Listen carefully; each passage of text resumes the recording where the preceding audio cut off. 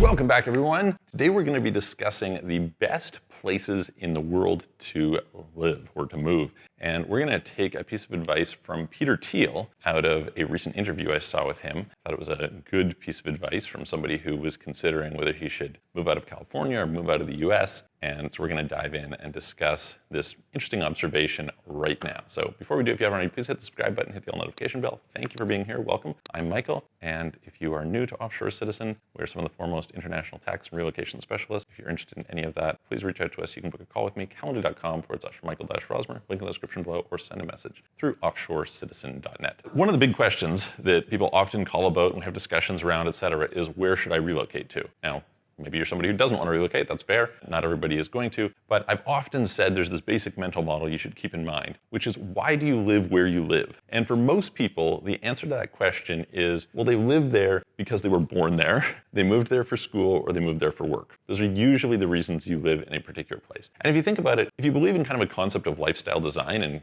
living your ideal life, which I think you probably should because life is short and you want to kind of maximize it, then that's not a great reason to live in those places. You should be thinking to yourself, well, free of all constraints, where would my ideal place to live be? And let's work on getting there. You may not be able to go there today, you may not be able to go there tomorrow, maybe even not next year, but at least you can start putting the building blocks in place to go in that direction. Maybe you can start spending part of the year there, etc. As you think about that, the thing that we usually talk about with people is countries. And the reason for this is because from the perspective of people who are non-Americans anyway, the country determines your tax. Basically where you live determines the taxes you pay. If you're American, it's slightly different, although the same is true within states. So you can move within states and you pay different taxes. And so because we help people lots with international tax planning, this is a big thing that we cover. Peter Thiel had an interesting observation. He was recently on the Joe Rogan podcast, and I tend to enjoy listening to Peter, not necessarily agreeing with everything that he says, but I like that he has sort of a contrarian or alternative way of thinking. I think that's really useful. And I think watching him process information is also a really interesting process.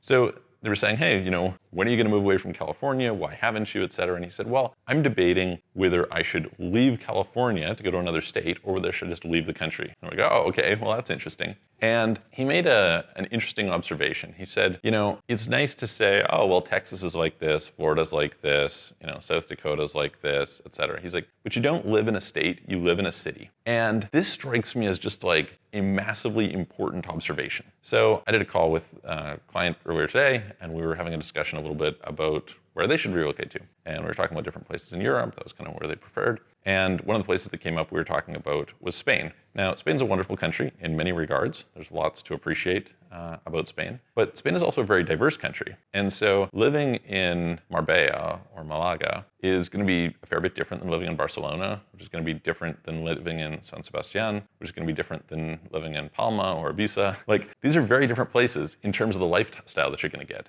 So it's useful, I think, to consider, all right, what are the places, like, what kind of person am I? Right? What is my interest as a person? And I often ask people like, hey, are you more of a rural person or more of a city person? Are you somebody who, prefers warm weather or cold weather? What kind of culture do you like? Trying to triangulate a little bit. And when we're doing full global strategies for people, we have this detailed list of questions we go through. And some of them are asking about kind of the priorities, how important is education to you? How important is healthcare? How important is weather? How important is, language and this and this and this, right? There's all these different things in line there to consider. It's worth considering for you, right? So for me, for example, I tend to be a city person. So in general, as my main base, I want a place that is a city because I like all the conveniences that come with it. I tend to be a conveniences person. And a bunch of people kind of like that. They like to have things to go do. They like to have people they can connect with. There might be something where they're thinking, okay, well, I'd like to, have access to a good international airport. That's fair. That's something important for certain people if you're going to travel a lot. For other people, it might not be so important. I've had some clients for whom, they think they want to be someplace warm and sunny, and others who think Switzerland is far better because they prefer a more moderate climate. You have to kind of think for you. And so then you start to think, okay, well, given this set of parameters, what are some of the places that I find most desirable? So when you think about, for example, looking at places to live, you should think from the standpoint of cities and which cities are great. Because even if you think about cost of living, right? Imagine in Canada, the cost of housing in Vancouver is very different than it is in Saskatoon. The cost of housing in San Francisco is very different than it is in Great Falls, Montana. These are just radically different places to consider on so many vectors, so many vectors. So I'll give an example for myself. I've often said I'm a huge Malaysia fan. I really love Malaysia. The truth is I really love Kuala Lumpur. You know, a bunch of other parts of Malaysia, it's like, I don't know if I would really want to live there or not. Again, that's for me, that's not for you. But I think viewing it from the lens of like, first of all, am I a city person? If I am a city person, then what are the cities that seem appealing to me? That's something to narrow down on.